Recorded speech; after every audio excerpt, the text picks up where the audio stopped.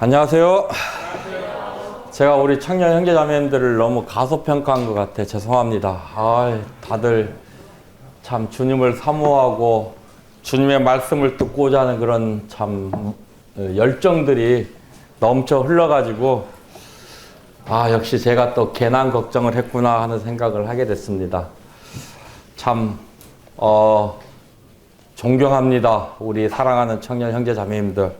그리고 고맙습니다. 우리 다 함께 시편 37절 말씀 5절 말씀입니다. 내 길을 여호와께 맡기라. 그를 의지하면 그가 이루시고 내 의를 빛같이 나타내시며 내 공의를 정오의 빛같이 하시리로다. 성경이 하나님의 말씀인 성경이 말합니다. 내 길을 여호와께 맡기고 그를 의지하면 그가 이루어 주신다고 이렇게 말씀을 하고 계십니다. 그래서 이 그리스도인들이요, 하나님을 신뢰하고 하나님을 의지한다는 게 얼마나 중요한 것인지 우리가 다시 한번 하나님의 말씀을 통해서 알게 됩니다. 제 이제 큰딸이요, 은혜입니다. 여기에 있는 채은혜가 아니고, 여기 채은혜 자매님 있죠? 그 채은혜 자매님이 아니고 지금 서울에 있습니다. 은혜고 아들 이름이 이삭인데 그 이유가 있습니다. 자매가 38에 결혼하고 39에 은혜를 낳습니다. 은혜를 임신을 해서 병원을 갔는데 의사가 막 겁을 주는 거예요. 무슨 겁을 주냐? 노산이니까 장애 아이가 태어날 위험이 자연분만을 하게 되면 90% 이상이다. 그래서 수술을 해야 된다. 이렇게 막 겁을 주는 거예요. 그러다가 이제 신촌이 아니고 저기 이제는 영동 세브란스 병원. 그 누가 소개를 해줘가지고 자매가 갔는데 자매가 막 울면서 전화를 하는 거예요. 남편의 동의서를 받아오지 않으면 병원에서 받아주지 않겠다는 거예요. 근데 저희 마음가운데 저는 좀 애들을 많이 놓고 싶었어. 그래서 제왕절개 수술을 하고 싶지 않았다고요.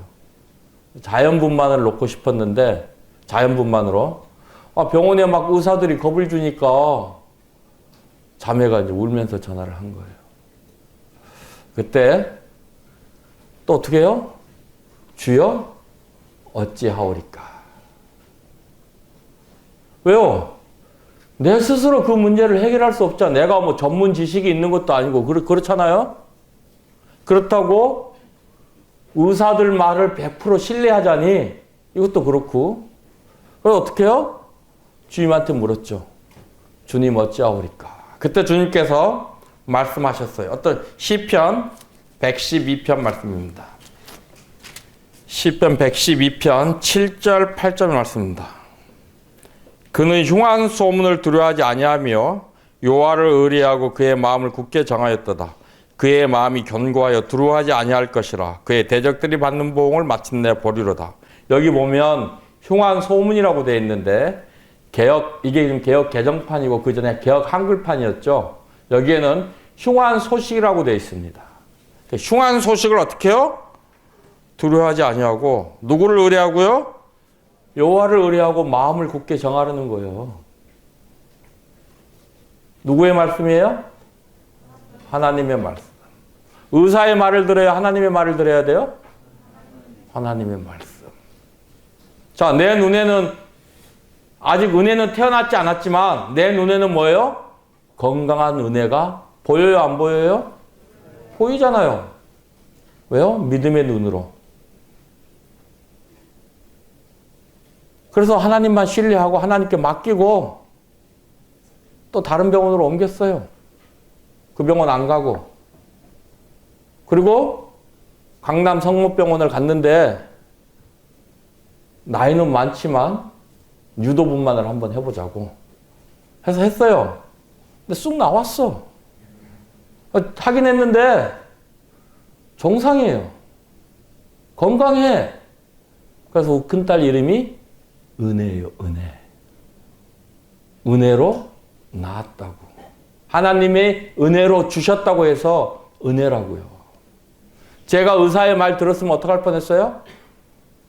이런 하나님의 은혜를 경험할 수 있어요? 없어요? 없어요. 그러니까 사람의 말을 신뢰하는 것이 아니라 누구의 말을? 하나님의 말씀을 신뢰하는 거예요. 저는 몰랐어요. 그건 알고 뭘 몰랐냐면 제가 이제 큰아들이잖아요. 그러니까 이제 우리 자매는 아들을 낳아야 된다는 그런 강박관념이 있었어요. 부담감이. 그러니까 그걸 저한테 얘기를 안 했어요. 근데 큰딸 은혜하고 이삭이 사이에 주님이 우리 자매에게 아이를 주셨는데 그 두 아이가 자매 뱃속에서 유산이 되었어요. 그래서 우리 은혜하고 이삭이 나이 터울이 3살인가 그렇게 나요. 근데 자매가 어느 날 나한테 아침에 그런 얘기를 하는 거예요. 내가 큰아들이라 아들을 낳아야 된다는 그런 강박관념이 있었는데 특히 아이를 2명이나 유산을 해가지고 이제 마음속에 더 큰 그런 부담이 있었는데 오늘 아침에 큐티를 하는데 사라 나이하고 자기 나이를 비교해 봤대요. 사라는 90세의 아기를 낳았어요. 그런데 사라의 나이하고 자신의 나이를 비교하니까 자기는 아직 애들이에요. 그 얘기를 듣는 순간 자매한테 그랬어요. 주님이 제 마음을 감동하셨어요. 그리고 믿음을 주셨어요. 자매에게 그거는 하나님께서 우리에게 계시한 것이다. 하나님께서 우리 자매의 마음을 아시고 우리에게 아들을 주시겠다고 한 계시다. 그래서 우리 자매가 아들을 낳으리니 이름을 이삭이라 하라. 그때부터 정이 났어요. 이삭이 태어났나요? 아니, 태어났어요. 제 마음속에는. 왜요? 하나님의 말씀이 그러하니까. 그죠? 전혀 의심하지 않았어요. 왜? 하나님은 거짓말 하셔요? 안 하셔요? 안 하셔요. 하나님은 무슨 말씀이든지 한번 하시면 그 말씀을 이루시는 분이에요. 얼마 안 있다가 정말 자매의 몸에 변화가 생겼어요. 그래서 검사를 해보니까 임신이래요. 아들을 낳으리니 이삭이라 하라. 교회 가서 자매님들이 물어봐요. 축하해. 그럼 뭐라 그래요? 아들이고 이름은 이삭이에요. 교회 광고했어요. 왜요? 하나님 거짓말 해요, 안 해요? 안 하잖아요. 하나님 말씀대로 되어가고 있잖아요. 그죠? 의심할 필요 있어요, 없어요? 없어요. 근데 조금 불안하더라. 왜요? 육신을 가지고 있기 때문에. 그런데 걱정은 돼요? 안 돼요. 염려가 돼요? 안 돼요. 조금 불안해가지고 아들 낳자마자 가서 거기부터 확인했어. 아들인가 딸인가. 아들이더라고요. 하나님 살아계셔요. 그래서 우리 아들 이름이 이삭이에요. 저는요, 구원받고 나서 성경 말씀을 읽는데 창세기 12장에서 보고 아브라함이 너무 멋있는 거예요. 어디로 갈지도 몰라. 하나님이 야, 너 거기서 나와 그러니까 보따리 싸서 나오는 거예요. 얼마나 멋있어요. 그죠? 그래서 그때 제가 정했어요. 나는 아브라함과 같은 삶을 살고 싶다. 그래서요, 아들을, 그러니까 그게 참, 이거요, 우연이에요. 아들 이름은 제가 뭐 아브라함이 되고 싶어서 이삭이라고 지은 게 아니잖아요. 그죠? 이삭이라고 그렇게 지었잖아요. 그죠? 근데 남아온 거 갖고 이제 영어 이름이 필요해. 그래서 제가 아브라함이라고 짓고, 제가 아브라함이고 우리 자매 이름은 사라가 됐어요. 그럼 진짜 아브라함과 사라가 이삭이 돼버린 거예요. 참 신기하더라고요. 또 아브라함과 같은 삶을 살고 싶었거든요. 근데 주님이 저를 창세기 12장에 있는 말씀으로 부르셨어요. 내 본토 친척 아비집을 떠나라. 그 말씀을 받고 그 뒷날 시편 말씀을 묵상하는데요. 시편 18편 말씀입니다. 18편 1절 2절입니다. 나의 힘이신 여호와여 내가 주를 사랑하나이다. 여호와는 나의 반석이시오 나의 요새시오 나를 건지시는 이시오 나의 하나님이시오 내가 그 안에 피할 나의 바이시오 나의 방패시오 나의 구원의 뿌리시오 나의 산성이시로다. 이 말씀 이때가 네팔 가서 네팔 비전 캠프를 하고 있을 때야. 18장이니까 18째 되는 날이었을 거야. 우리가 그때 첫날부터 시편 1편을 이렇게 1편부터 시작해서 같이 큐티를 하고 있었거든요. 그러니까 18째 되는 날이에요. 이 말씀을 읽는데 눈에서 그냥 이 뭐예요? 나의 힘이 되신 여호와여. 이 말씀에 그냥 하나님이 내 힘이 되신대요. 막 눈에서 막 벌써 등치 이런 사람이 눈에서 막 닭똥 같은 눈물을 흘리니까 하나님의 이 말씀에 감동이 돼가지고 나한테 하나님밖에 없구나. 역시 하나님 최고야. 감동을 하고 있는데 자 43절로 가볼게요. 자 19절 말씀부터 19절요. 나를 넓은 곳으로 인도하시고 나를 기뻐하심으로 나를 구원하셨도다. 하나님께서 나를 넓은 곳으로 인도하시겠대요. 그리고 43절 주께서 나를 백성의 다툼에서 건지시고 여러 민족의 으뜸으로 삼으셨으니 내가 알지 못하는 백성이 나를 섬기리이다. 그들이 내 소문을 들은 즉시로 내게 청종하며 이방인들이 내게 복종하리로다. 이방 자손들이 세자나의 그 견고한 곳에 떨며 나오리로다. 여호와는 살아계시니 나의 반석을 찬송하며 내 구원의 하나님을 높일지로다. 이러면서 내가 알지 못하는 그러한 백성들이 나를 섬기게 될 것이다. 이렇게 말씀하시는 거예요. 이건 이제 주님의 확실한 부르심이다. 하고 네팔에 돌아와서 자매에게 제일 먼저 얘기를 했어요. 자매에게 얘기를 했는데 그때 이제 제가 어떻게 하면 아까 그 집을 팔았다 그랬잖아요. 집을 팔고 새로운 집을 사서 이사만 해놓고 네팔을 갔단 말이에요. 이사만 해놓고 짐도 그냥 그 거실에 그냥 싸놓고 그냥 자매 혼자서 다 정리를 한 거예요. 갔다 오니 깨끗하게 정리가 됐어. 오자마자 선교를 가야 되겠다. 우리 자매는 이제 집 사가지고 그러니까 자매가 어떻게 해요? 안 되겠다는 거예요. 그럼 이제 제가 싸워야 돼요? 아니요. 뭐라고 해야 돼요? 주님이 부르셨으니 주님이 해결해 주세요. 그잖아요. 주님이 우리 자매의 마음을 감동시키지 않으시면 우리 자매를 부르시지 않으시면 저는 갈 수 없습니다. 하고 그대로 자매한테 아무 얘기도 안 했어요. 기도만 해 그럼. 기다릴게. 그리고 주님한테 맡겼어요. 주님께서요. 놀랍게 이 동일한 시편 18편에 있는 동일한 말씀을 우리 자매에게 말씀하신 거예요. 그래서 자매가 그때 이제 법무사 사무실을 하고 있었고 저는 뭘 하고 있었다고요? 교회 가서 살았다고요.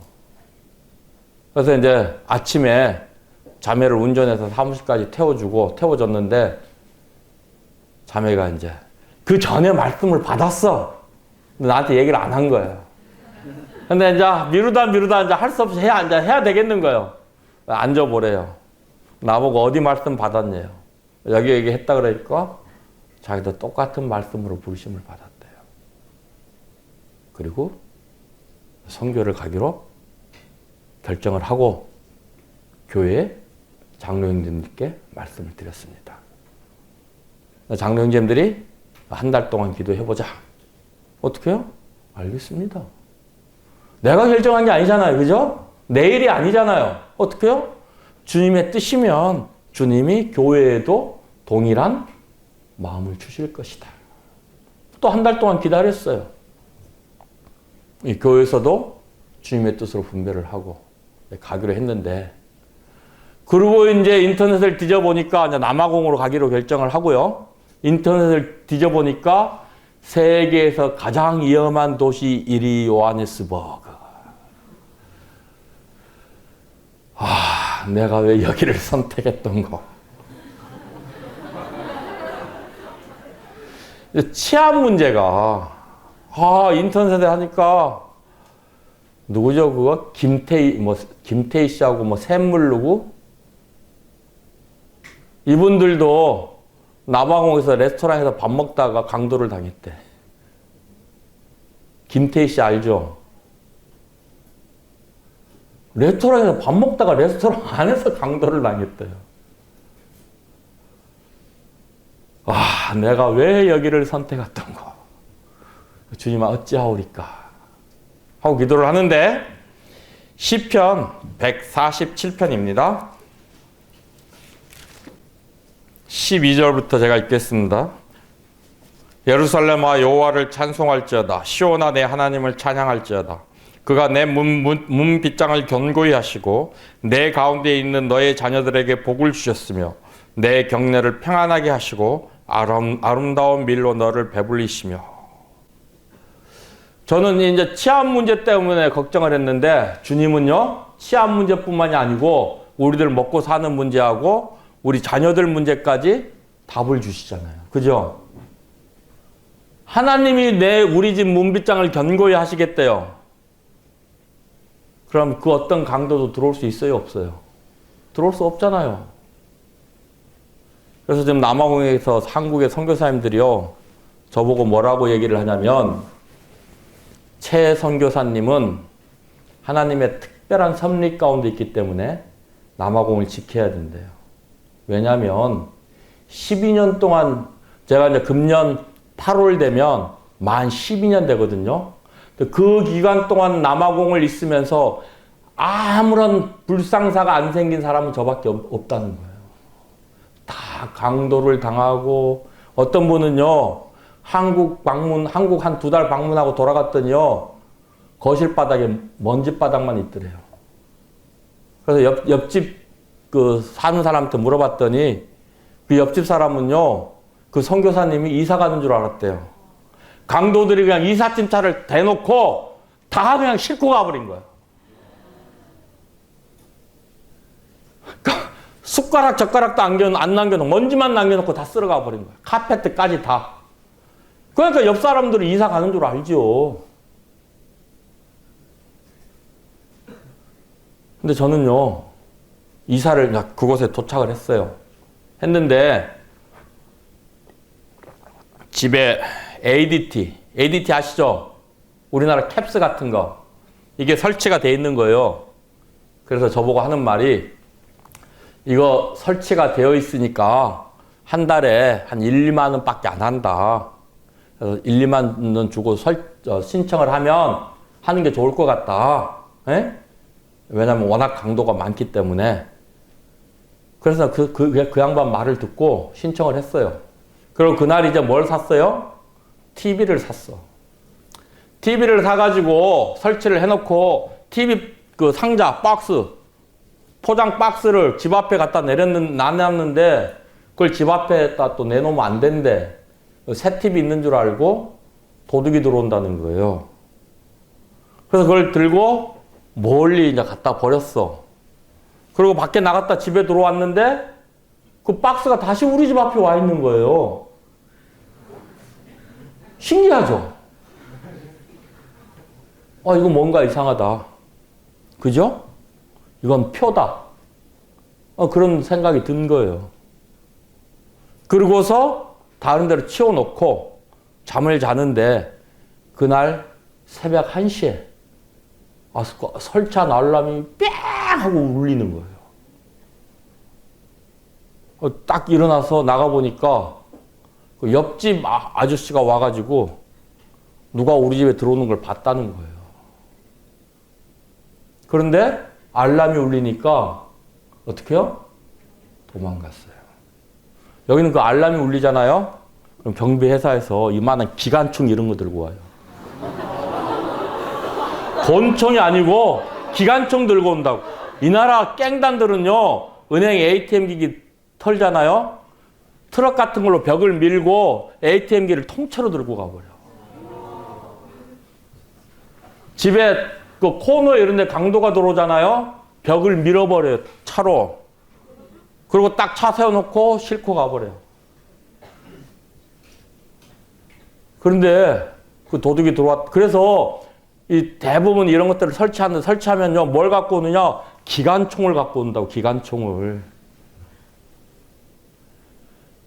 그래서 도망을 갔는데 아침에 일어나고 보니까 우리 집이 24호였는데 21호째 TV가 없어진 거예요.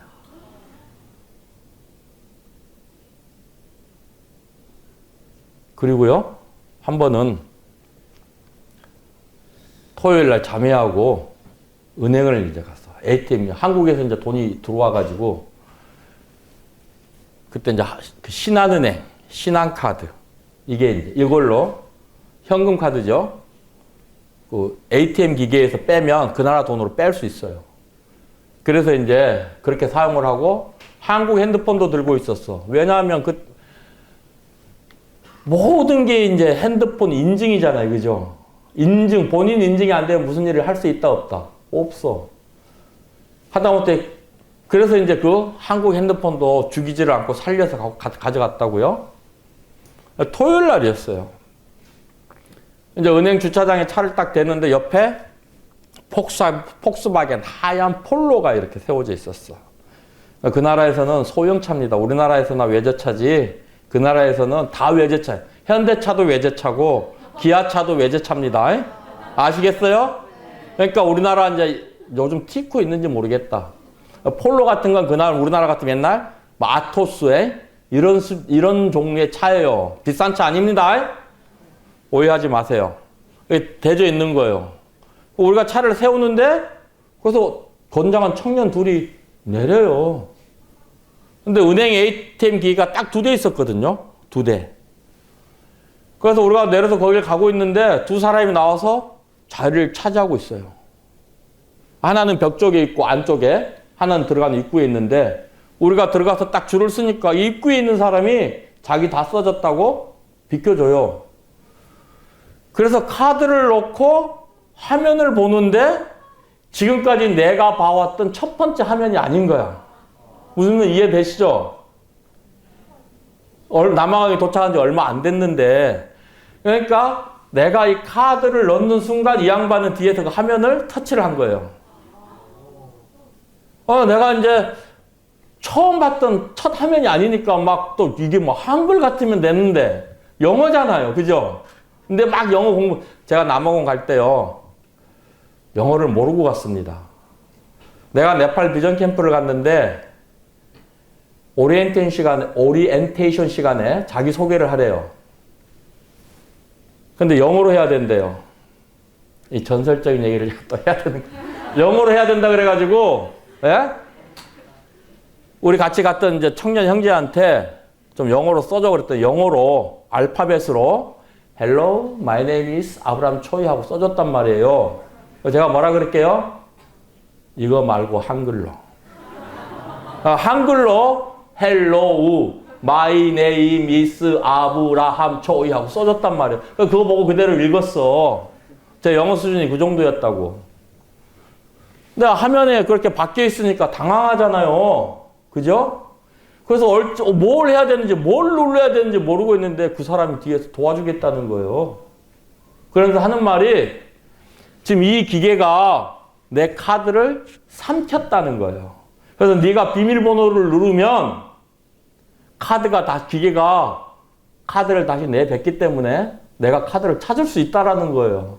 우리 또 참 순진하잖아요. 남들 잘 믿잖아. 그래서 그 사람이 있는데 비밀번호 누르라고 눌렀어요. 한 번 더 누르래. 눌렀어. 5번인가 6번을 눌렀어요. 근데 카드가 안 나와. 근데 그 사람하고 얘기를 하고 있는데 갑자기 한국 핸드폰 신한은행에서 문자 메시지가 왔어요. 비밀번호 오해 오류로 어떻게 해요? 카드가 취소되었습니다. 그러니까 이게 어떻게 된 거냐면요.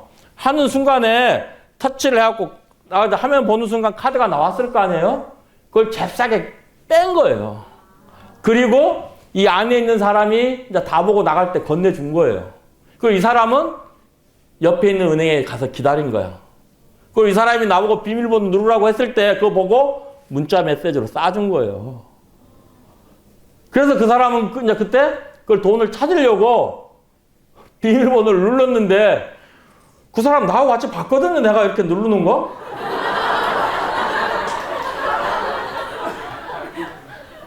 또 하나님이 그 사람의 눈을 가려고 그랬잖아요. 문빗장을 경고히 하셨어요? 안 하셨어요? 그리고 다음에 대사관에 볼 일 있어가지고 갔는데 뭐 서류를 띄는데 수수료를 내래. 카드 안 되냐니까 안 된대. 뭐죠? 저 앞에 ATM 기계 있다고 해서 돈을 빼오래. 갔는데 흑인 3명이 와 도와주겠다고. 뭐라요? 아 됐네 이 사람아. 그만 오시게. 그리고 대사관한테 가서 얘기를 했어요. 내가 이런 일을 당했는데 여기 보니까 그런 사람들이 또 있다. 그러니까 이 교민들 오면 좀 주의 좀 시켜달라. 좀 얘기해서 주의를 시켜달라 했던데 대사관 직원이 당했어. 하나님 살아계시죠. 그러니까요. 우리가 인생 살아가는 데 있어서 시간이 벌써 저렇게 됐네.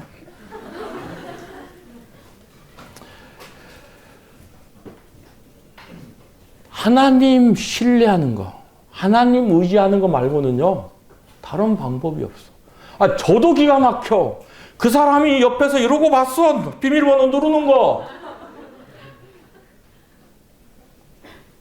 그런데 확 비밀번호가 잘못 전달된 거예요. 저도 이해가 안 돼요. 하나님이 하시면 그렇게 되는 거예요. 우리가 상상할 수 없는 일, 우리가 이해할 수 없는 그런 일들이요. 일어나는 겁니다.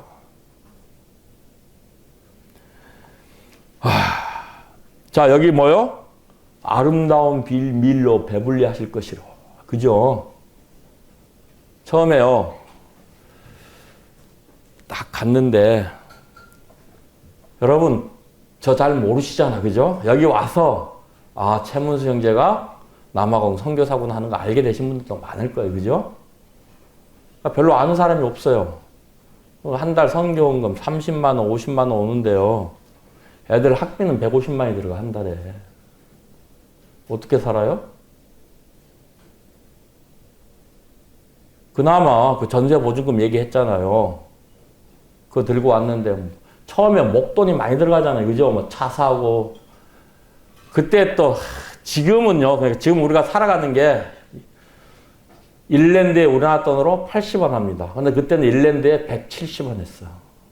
그러니까 똑같은 물건 일랜드짜리를 사도 지금은 한국 돈으로 반값에 사요. 근데 그때는 2배 값을 주고 샀어. 그러니까 지금은 그때 당시 우리가 내가 3천만 원 주고 차를 샀으면 지금은 6천만 원짜리 살 수 있는 거예요. 똑같은 3천만 원을 가지고. 이해가 되세요?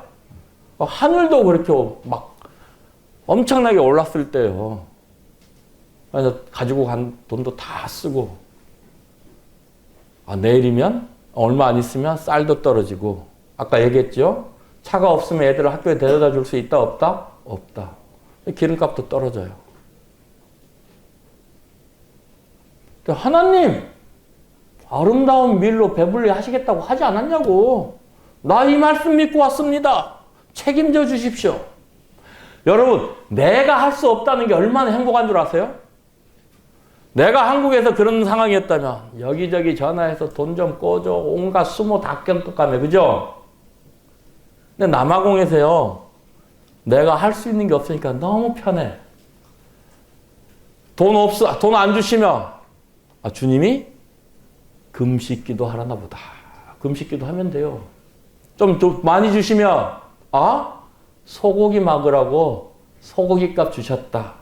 좀 덜 주시면 채소만 먹고 살라나 보다. 채소만 먹으면 돼요. 너무 편해. 뭐가 없어요? 욕심이 없잖아요. 근데 한국에서는요. 내가 할 수 있는 게 너무 많으니까 욕심이 생기잖아요. 그래서 하나님 신뢰해야 되는 거예요. 하나님 신뢰하면요. 욕심이 없어요. 하나님 인도하시는 대로 한 발자국 한 발자국 내딛는 삶을 살아보세요. 얼마나 편안한지. 걱정할 게 없어요. 염려할 게 없어요. 대신 조금 힘은 들어요. 그런데 아까 말씀드렸죠? 하나님 안 믿는 사람들에게도 힘든 상황은 있다고요. 마찬가지예요. 자, 기도하는데 하나님 내리면 쌀 떨어집니다. 쌀 좀 보내주세요. 이렇게 기도할까요? 눈물, 콧물 다 흘리며 그때 다윗의 마음을 이해했어요. 옷을 찢고 가슴을 찢으면서 기도한다는 게 울부짖는다는 게 무엇인지 경험을 했습니다. 눈물, 콧물 쏟으며 기도를 하는데요. 미국에서 갑자기 몇백 달러가 들어오는 거예요. 조금 있으니까 하나님 안 믿는 사람이 고생한다고 300만 원 보내주시는 거예요. 하나님 안 믿는 사람이 아름다운 밀로 배불리게 하셔요? 안 하셔요? 하시더라고요. 제가 여기 오기 한 몇 달 전에 또 이제 집세도 내야 되고 이것저것 낼 돈이 많은데 돈이 다 떨어졌어요. 하나님 앞에 기도하기를 하나님 한국 성도님들이 무슨 죄가 있습니까? 나가 있는 선교사들이 얼마나 됩니까? 좀 미국에서 돈 좀 오게 해주면 안 됩니까? 했더니 갑자기 미국에서 US 5천 달러가 오는 거예요. 신기하죠. 여기 오기 전에 이 남아공은요. 크리스마스만 되면 교회에서 교회 오는 사람들에게 선물을 줍니다. 선물을 줘야 돼요. 아무리 가난한 교회도요. 하다못해 시금치 몇 뿌리 나눠줘요. 돈이 없으면. 그런 문화라고요. 근데 우리 교회도 해야 되잖아요. 근데 수중에 집세 내고 전기세 낼 돈밖에 없는 거예요. 주여 어찌하오리까. 근데 주님이 말씀을 하셨어요. 고린도 사도 바울이 내 자신을 내게 있는 것을 너희를 위하여 소비하고 내 자신까지 소비한다는 이런 말씀을 주님이 주시는 거예요. 그래서 어떻게 해요? 주님이 이 돈 가지고 먼저 쓰라고 하시는구나. 집세 주실 모양이다. 하고 어떻게 해요? 그 사람들은 뭘 좋아하냐면요. 튀긴 음식을 굉장히 좋아해요. 식용유를 엄청 많이 써요. 그리고 이제 그 사람들 주식이 옥수수 가루를 이렇게 우리나라 밀가루처럼 만들어서 그걸로 이제 음식을 해 먹어요. 그래, 그거 하고 이 사람들도 단 거 엄청 좋아해요. 설탕 티스푼 한 스푼, 커피를 마실 때 커피 티스푼 하나에 설탕 밥 숟가락 2스푼을 넣어. 그래서 설탕하고 사서 다 선물로 주고 왔어. 그러고 났더니 하나님께서 석 달째 집세를 주자.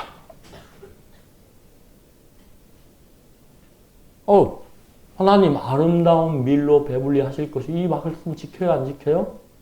좀 이러고 가시잖아요. 이러고 계시잖아요.